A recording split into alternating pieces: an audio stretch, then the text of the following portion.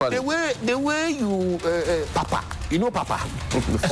Figuratively, he bites as hard as he can. Okay. And of course, when he puts his fangs into you, you certainly feel it. I think it took. Watch Johnny's bite. Bismillahir Rahmanir Rahim. Alhamdulillah Rabbil Alameen. Hasbunallah wa ni'mal wakil.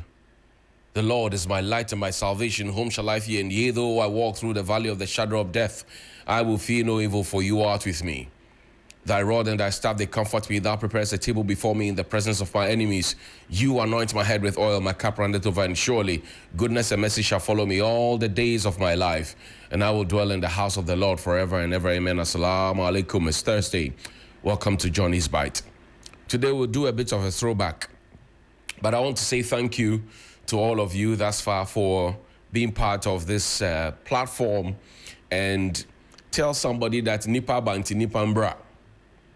Tell somebody, say Nipa Banti Nipambro. Tell somebody so people can come through. And the hashtag we're using is hashtag Johnny's Bites. Share, like, comment, and distribute the link across the world so others can also get an opportunity to be part of active society. For the last 2 days, we have lost two great Ghanaians, Nana Jana Penting, and then also Professor Konote Ahulu, a man who did some great work across the world from Ghana in sickle cell, and we pray that the Lord will receive them into his bosom. Also, the father of Abla Dzifa Gomashie, member of parliament for Ketu South, has gone to be with the Lord. She's grieving at this point. And yesterday when I said that I can beat my chest to say that I remember the things that she has done for the people of Ketu South, they were angry. Some said, oh, he's a hypocrite. Some said, oh, he's this. Some said, oh, he's that. He's a stomach journalist. He has gone to collect money.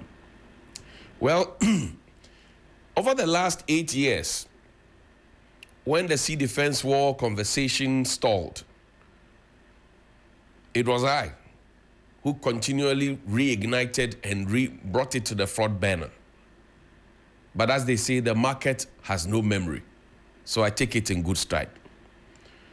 Over the last 8 years, whenever disaster struck, when I used to talk about Amutinu, Agaveji, and Salakope, and all those villages, how I memorized those names into my head, because I don't come from those places, but I got to know about those places. And there are many people in those areas who will bear me witness. When I spoke about villages that have been drowned in and ancestral homes that had been swallowed by the sea, eaten away by the sea and all of that, nobody remembers that today because the market have no memory. It's okay. When I spoke about the fact that when disaster strikes and it takes forever for NADMO to bring food, and we keep chasing NADMO and start asking questions and food items were brought to you. Today somebody says, oh, we're talking about our homes, you're talking about food items. But at that particular moment, when your kith and kin did not have food to eat, and they were hoping that the government would provide, that the government checked on this responsibility, it took somebody who today you say has done nothing for you to rise up to the occasion and to provide those essentials for you. Food, clothing, and shelter are the base of that Maslow hierarchy of needs. But you have forgotten. But as they say, the market has no memory. So now that the market is deciding that it has its own memory, the market would have to deal with its own issue. So good morning to my friends in Ketu South. I thank you very much indeed. I am a hypocrite. I take it in great strides. I am a stomach journalist. I take it. You're not the first to be calling me that. But vindication is always in the womb of time. Vindication is always in the womb of time. Vindication is always in the womb of time. And in good time, in due time, you will come back and give me my stone. I rest. Now, today's Throwback Thursday. Take me to a new Juabeng area. This week, the new Juabeng area, the MC election that got botched, allegations of monies exchanging hands for bribery. This week, the court ruled that, for want of a better expression, I'm not quoting, if you will, the court ruled that there's nothing like bribery. You cannot say that it was bribery. I'm just paraphrasing. I'm not quoting, verbatim, that this was what the court said. So I'm just quoting. You know, I'm just saying, you know, from my own words. But I want you to watch the video again. This is Throwback Thursday. So we get to see what exactly transpired on that particular occasion, which was the basis for which the police was brought in, which was the basis for which the Office of the Special Prosecutor took the matter to court. The court gave them a gunch. The matter traveled over a period. Watch.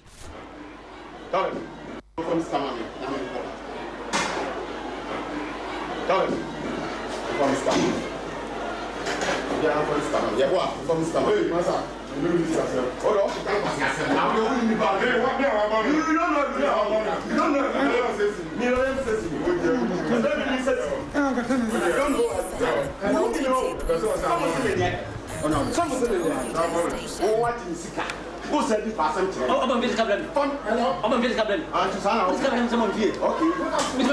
I'm a visitor. Yes, Cano. Oh, no, I mean, Mr. I mean, Mr. Cano, but put a whiskey form. What is coming? I'm having someone here. That's the old guy. Me, the other oh, the sound minister. Oh, the sound minister. Who's having someone here? Who's having someone here? I said, put himself with the we are. Who's having someone here? Oh, I tried to bullet into crew. Oh, God, then I'm 1,000 cities. One person can come up. They don't hear one aircraft for. Foolish man like you. We don't hear one aircraft for. Stand at your commercial for. Information center, I want to prove what is one farmer. Good drive on the channel. What will punish you? So this was what transpired. The matter went to court. Both the defense and the prosecution were heard, and then at the end of the day, the defense won. Well, will the OSP appeal? I don't know. But what does this say of us? And what does this mean for the political class? And what will that mean for future elections and selection of MMDCs and even, if you will, as MPs and eventually presidents and all of that? What does it mean? I don't know. Will we be able to ever stamp it if indeed the OSP still believes that there was some level of corruption that happened? I don't know. But the courts are there. They can always appeal. Now, I want you to do a throwback of Kaneshie Market. The footbridge particularly, when it was densely populated by traders. And then we will come to the now, because again, the markets have no memory.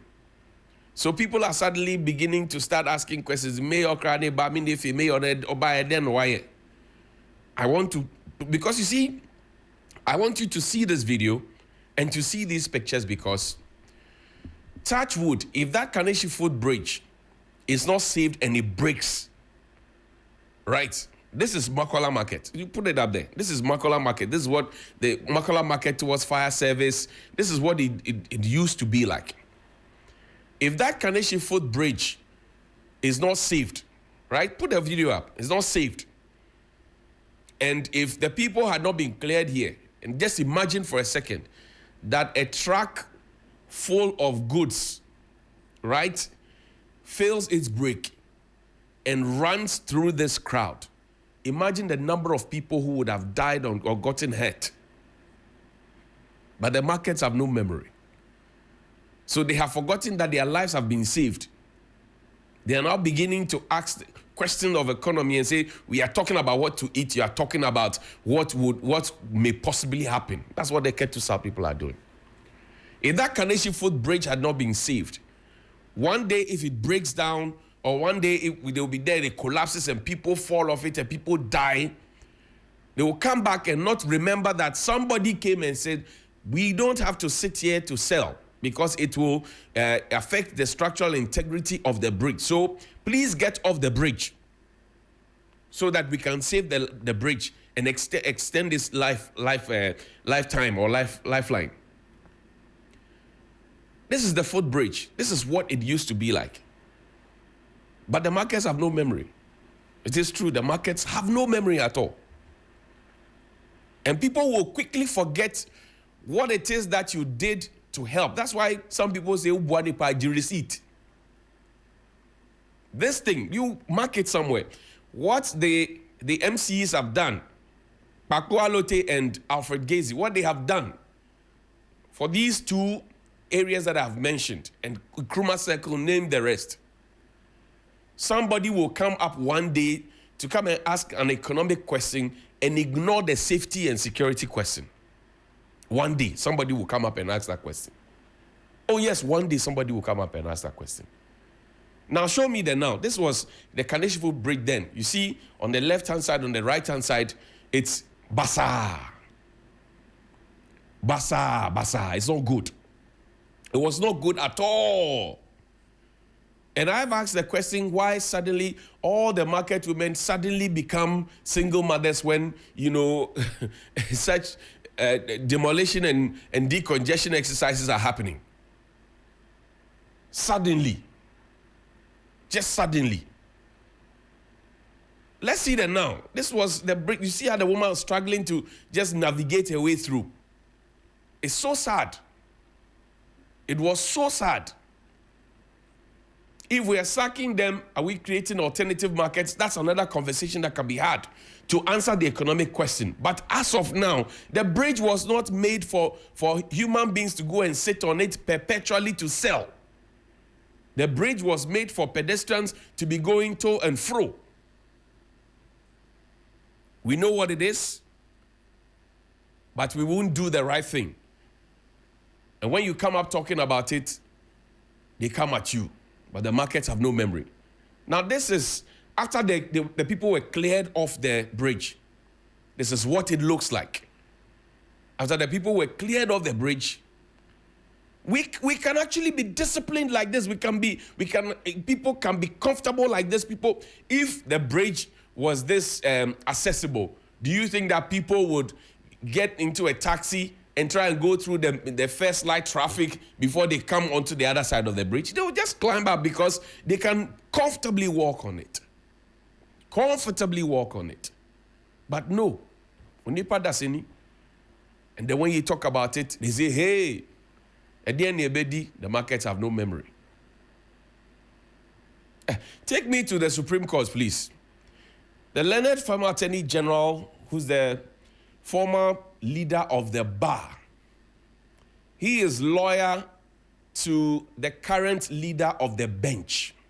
That's the Chief Justice. So the learned former Attorney General is the former leader of the bar. All lawyers in Ghana, at some point, he was their leader, literally.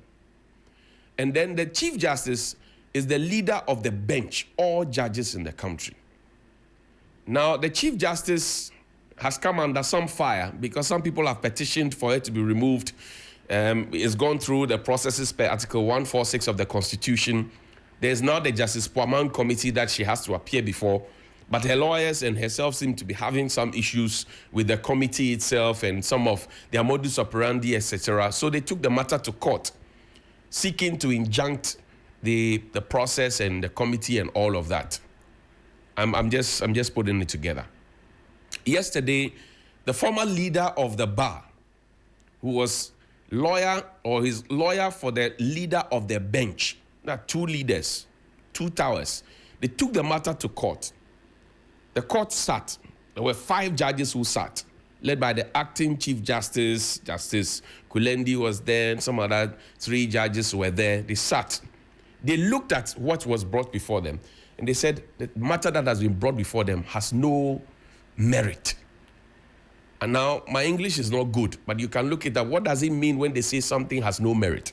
Watch. Former Attorney General, to ask your opinion as a lawyer for Madam Tokunu, what would you say to that? Due process, rule of law, constitutionalism must prevail in Ghana. That is what we see. It is not on account of people putting pressure on the CJ to resign or whatever that will take a decision.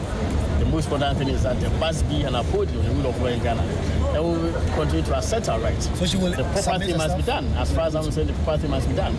And since the Chief Justice has been in office, she's been a judicial office holder for more than 25 years or so. She's been at the bar for almost 40 years.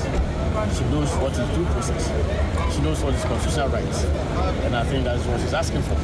And how can it be correct that a judge who sat on 2 matters of which she also sat be called as witness in a petition against her, and that same judge be made the chairman of the committee that is supposed to inquire into the petitions against the Chief Justice. Clearly, it's untenable. It's only in this country that we don't know. And the question is, what account can she be singled out for removal from office when indeed she did not sit even alone, she sat as part of a panel? One of the judges rather is being made a witness. That's all. That's my comment. That's the former leader of the bar, a former attorney general, who's lawyer for the current Chief Justice, who has come under some fire. But you remember that I showed you sometime this week, a photo of the acting Chief Justice and then the former leader of the bar, that's Mr. Godfred Dame. Beautiful, you never walk alone, red shirts, they were celebrating. And then I asked a simple question, that if what is being said about the judges meeting at a certain Santoku restaurant with Mr. Tadiosori around, right? He was also on his table with somebody. There was no point where they congregated together. And somebody says that is enough reason to say that the outcome of the committee meeting will be influenced. The learned former Attorney General was also seen with the acting CJ on one stage. In fact, they were even closer. Very, very close. The former AG was speaking to the microphone. The current acting CJ was, smiling, beaming with smiles in his nice jersey or replica jersey or whatever you want to call it. Then I asked a simple question.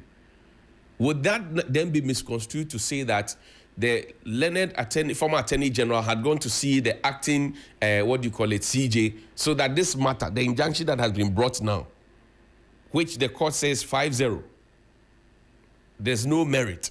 It lacks merit. It's good for nothing, really. Would that then be that, he went to see him to conclude the matter? I've told you that when they send you to come and say things, you are somebody's father, somebody's brother, somebody's uncle. Think through it properly before you come and conclude. Because we have been told in this country that the law is the law. Find me in that video. The law is the law. The law is the law. Play. Listening to our Lady Chair on ensuring that you have the competencies to be in the place that you are put. And I was reminding myself of recent conversations when people would say to me, you have held up, you have done well in this onslaught. And I realized that what has held me up is the assurance of competence.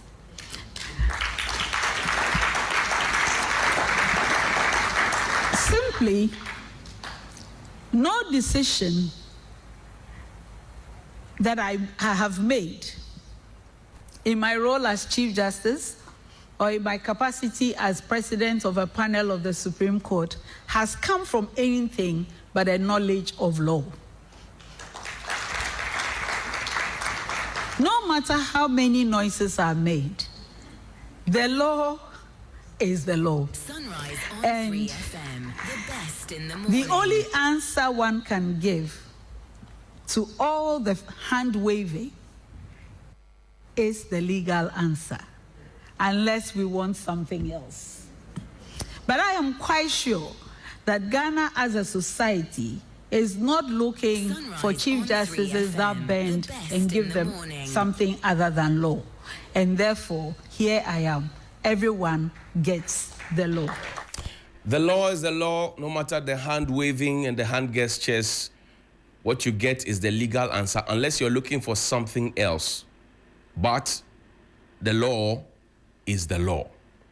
Now, let's talk about another thing that is law.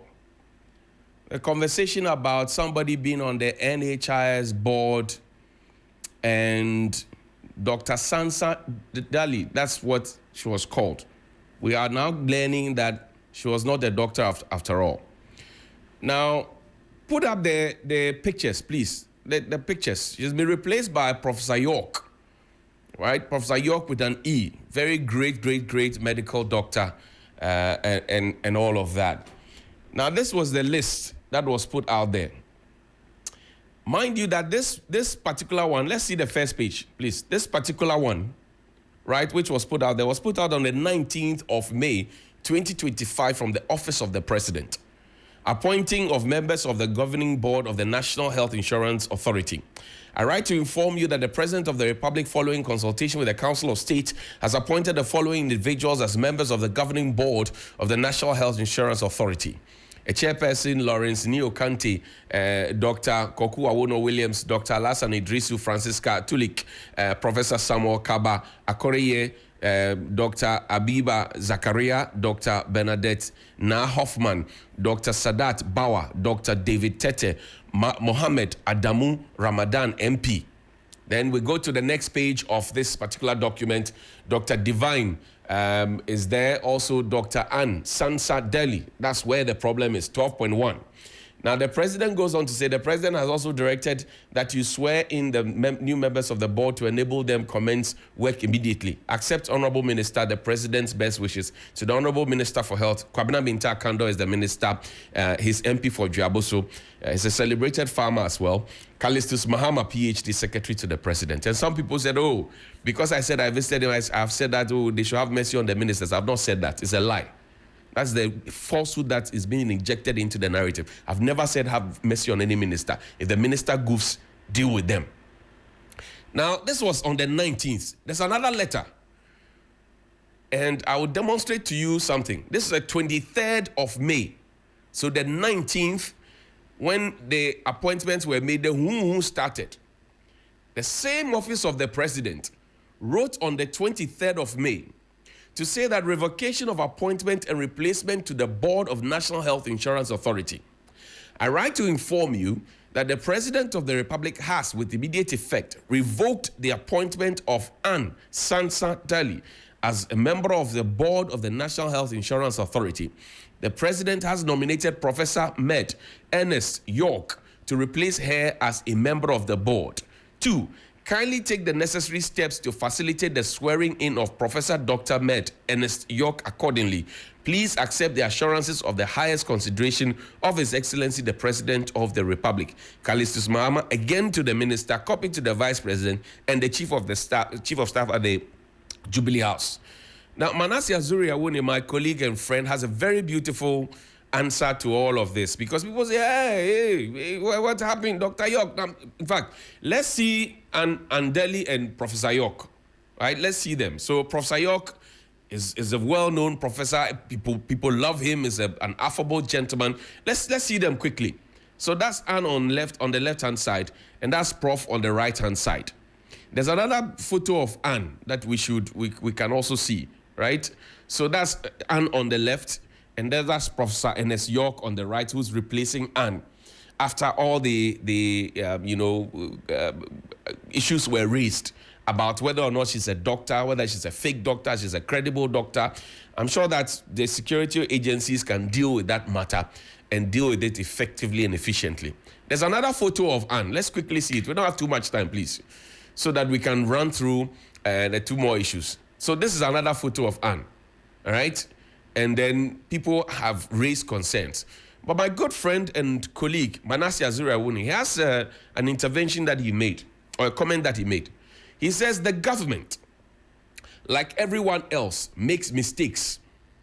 What the government does when the people draw its attention to the mistake can distinguish a good government from a bad one. I take it again. The government, like everyone else, makes mistakes. What the government does when the people draw its attention to the mistake can distinguish a good government from a bad one. Yesterday, I played a video. There's a Kwabena Binta Kando video collage. Find it and play it for me. So on the 19th, the presidency wrote with the name of Ann Sansa Dali in there. Questions were raised about her credibility. My good friend and colleague also, Niama Matefio, wrote to the Medical and Dental Council seeking to know whether Ann Sansa Dali is a registered member, she is qualified to practice here, etc. And he was told that no, as of now, we don't know anything. So what we do know, per the records that we have, is Ann is not a doctor, unless she comes to give us further and better particulars to prove that she is. But what we know now is that she's not. So she is not qualified to go in there. Now, they wrote to Niama Matefio That letter is in circulation. I'll find it for you maybe tomorrow and read that letter for you in full. But then on the 19th, the presidency wrote, 20th, 21st, 22nd, 23rd, they wrote to revoke the appointment of Ansansa Dali and replaced her with Professor Ernest York. Now, 24th, 25th, 26th, 27th, 24th, 25th, 26th, 27th. 4 days after, the swearing in was done. Now, play the video for me of the swearing in that was done at the Ministry of Health. And that was what I attended. And some people said, oh, I said that we should have mercy on ministers when they... No. I have not said that. It is not in my DNA to say that. This is the video of the inauguration of the boards. We've always believed that empathy should be the middle name of every health professional. If you do not have empathy, I do not believe you should be a health professional. On you to ensure that clinicians delivering care are competent, ethical, adequately distributed across the country. We cannot continue to do the same things all the time. We will have to reset the nation. So for the records, Ansansa Dali was not at this event, which happened on the 27th. Today's the 29th. So 2 days ago, when this happened, Anne was not part of it. And Manasseh Azuri says that is the hallmark of a government that listens, not a mampamistic government that doesn't listen. So matter end. Now, let's stay within the health fraternity. The Ghana Registered Nurses and Midwives Association, they have a notice that they put out there. They want to go on strike. Now, I'll tell you why they want to go on strike. There's a legacy debt that had been inherited by this government. Legacy debt. The question to ask is, why were they quiet for all the, not this one, the other one. Why were they quiet for all the 8 years? If they were indeed owed money, 5, 6 years, 7 years, 8 years, why were they quiet? And why are they bringing it up now? Of course, it's legitimate that they bring it up now. But I'm just trying to draw your attention to the fact that now all the unions seems to have gained some bravado all of a sudden. Nobody's asking them to shut up. Nobody's asking them to keep quiet. Can we please expand it so we can read it together? So nobody is asking them to shut up. Nobody is asking them, right? This is from the, this is dated the 28th of May, 2025.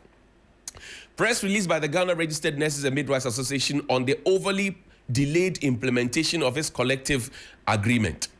We have invited you to this press conference today, etc., etc. Now, the said collective agreement was signed in May 2024 between the GRNMA, representing the entire nursing and midwifery fraternity in Ghana, on one part, and the employer, represented by the Ministry of Health and its agencies, the Ministry of Finance, and the Fair Wages and Salaries Commission on the other.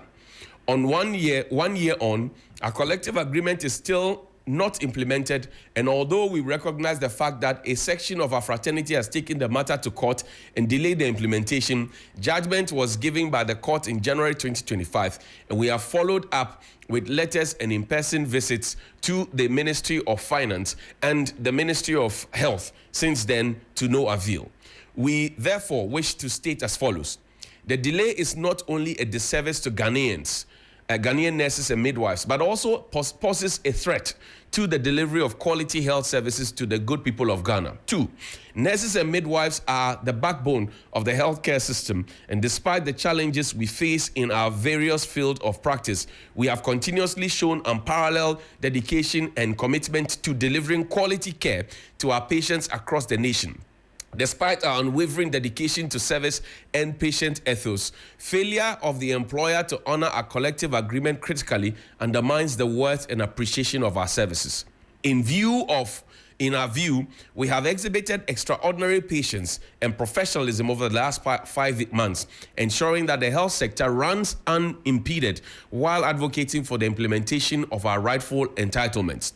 At this point in time, Ghanaian nurses and midwives are tired of excuses that the leadership has been making on behalf of the employer, and leadership is equally tired of the excuses from the employer.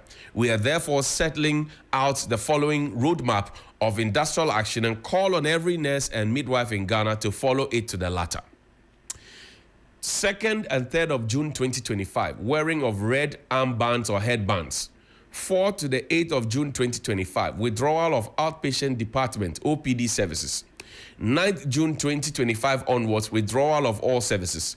We are still committed to the dialogue, but demand one thing only: implementation of our collective agreement. It's interesting to read this. You know, when the Kolebu issue came up and we're looking for the nurses to jointly sign the press conference, we're not finding them.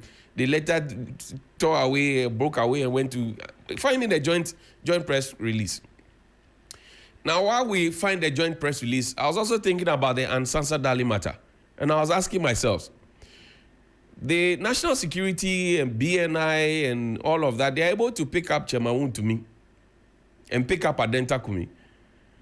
Could they not have done some background checks on Ansasa Dali before the presidency wrote to say that, yes, we are giving you this position or this board membership? I'm just asking. Or are they too busy doing other things that they couldn't have done some background check? I'm just asking. Now, joint statement on the unintended unilateral industrial action by the GRNMA. So these 4 institutions say, no. Organizations say, no. What the midwives, nurses and midwives, association are doing is wrong. Listen. They say the leadership of the Union of Professional Nurses and Midwives Ghana, the Professional Association of Psychiatric Nurses Ghana, the National Association of Registered Midwives Ghana, and the Ghana Registered Midwives Association wish to clarify our collective position regarding the industrial action recently declared by the Ghana Registered Nurses and Midwives Association. At the joint meeting of all nursing and midwifery unions held yesterday, the 27th of May 2025, it was unanimously agreed that no industrial action will be taken until further consultations has been held between the leadership of each union and their respective executives and members to assess the proposed roadmap for the implementation of the collective agreement on our conditions of service. Moreover, a scheduled engagement with the Minister of Finance intended to advance discussions on the CA, that's the collective agreement, is yet to take place. We are, therefore, deeply concerned by the unilateral decision of the Ghana Registered Nurses and Midwives Association to proceed with an intended industrial action starting the 2nd of June 2025, per their press release earlier today, the 28th of May 2025, in direct contradiction to the collective resolution. Such action undermines the professional cooperation and unity the sector urgently needs. We affirm our commitment to securing the implementation of the collective agreement. However, we maintain that such progress must be achieved through structured dialogue, mutual respect, and coordinated efforts. Unilateral actions risk weakening our collective stance and may undermine the welfare of the very professionals we seek to represent. Accordingly, we state the following: UPNMG, PAPNG, NARM Ghana, and GRMA are not part of the intended industrial action declared by the GRNMA. 2, we urge all our members to remain at post and continue delivering essential health services. 3, we remain committed to engaging key stakeholders, including the Ministry of Health and the Fair Wages and Salaries Commission, to ensure the timely and coordinated implementation of the CA. I end with this. Who is pushing the Ghana Registered Nurses and Midwives Association to strike when they have all sat in a room as nursing and midwives professionals and they have decided that they will not strike until they have an agreement with the minister, until they have met their members and the executive? Why did they depart from what they all agree? Who is pushing the number one? Who one? I leave it to your good judgment. But please call me 055-924-2717 and 055-691-0154. 055-924-2717 and 055-691-0154. Good morning. Good morning. Yeah, good morning. Yes, sir. Peter T, how are you?